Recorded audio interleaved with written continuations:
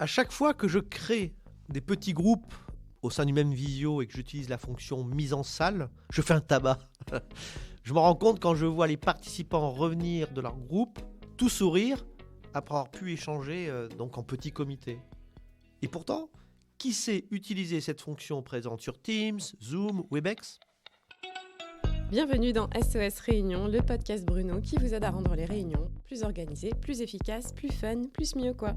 Moi, c'est Laura Gadouri et pour vous aider à améliorer les réunions, j'ai le plaisir d'être accompagnée par Louis Vareille, réuniologue et fondateur de l'École internationale de réuniologie. Bonjour Louis. Bonjour, bonjour. Comment peut-on tirer le meilleur parti de la technologie en réunion ? Alors, j'ai envie de reprendre une idée que j'ai empruntée à Karine Reed. C'est une experte américaine. Elle évoque 3 dimensions pour la réussite des réunions à distance.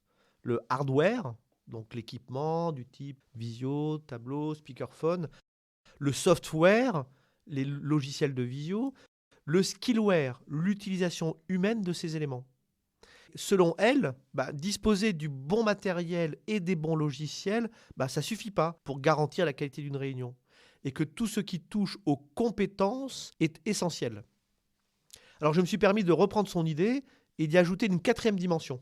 Ah oui, laquelle ? Le roomware, l'aménagement de la salle, la disposition générale, les tables, les sièges, l'acoustique, la lumière.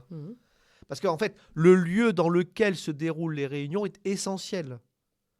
Et y compris quand on a affaire à des réunions dites asymétriques, où vous avez une partie des gens qui sont dans la salle et d'autres à distance. On peut même dire en fait que la configuration de la salle va être déterminante en fonction de l'objectif poursuivi. Les derniers mois nous ont montré comment la salle principale doit être adaptée à l'exercice. Et en fait, c'est bien la combinaison des 4 dimensions qui fait la réussite d'une réunion. Le hardware, le software, le skillware et le roomware. Comment évolue le hardware, la partie des équipements informatiques ? Alors, en fait, il y a beaucoup de technologies qui existaient depuis des années. L'ordinateur portable, les webcams, les speakerphones, sans être vraiment utilisées. Et donc, la pandémie récente a permis de voir ces technologies disponibles pour tous.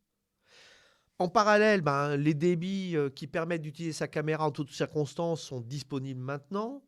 Et puis, de nouveaux matériels continuent à arriver, comme de nouvelles caméras dans les salles qui permettent de créer une galerie à partir d'une prise de vue collective, le système Sight de Logitech, par exemple.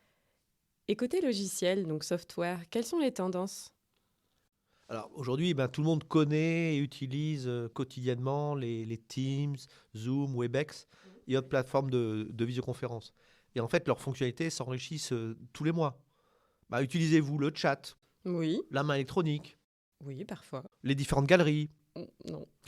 les différentes manières de projeter des slides, Non plus. l'épinglage de participants, le changement de nom, le tableau blanc, les sondages, les sous-titres, l'enregistrement.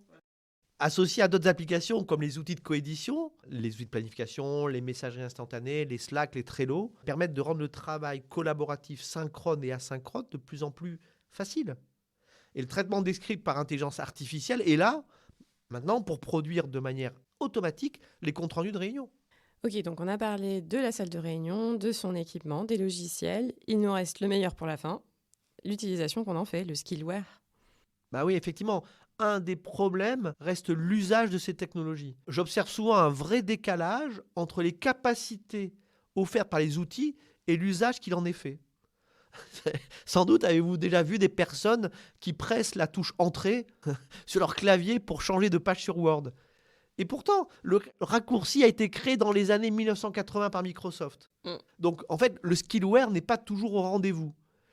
Et donc, il est critique de prévoir des actions de formation et d'accompagnement pour que tous les utilisateurs sachent utiliser de manière fluide les outils.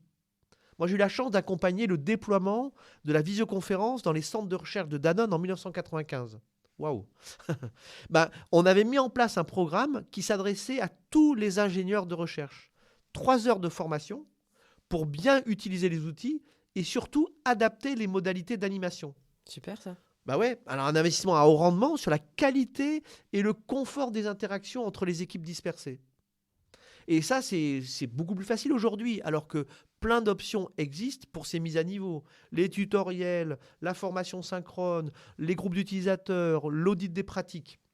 Quelles seraient finalement les grandes idées à retenir ? Alors, n'achetez que le nécessaire, que ce soit le matériel ou les logiciels. Si vous allez trop vite, vous allez surdépenser et perdre les utilisateurs.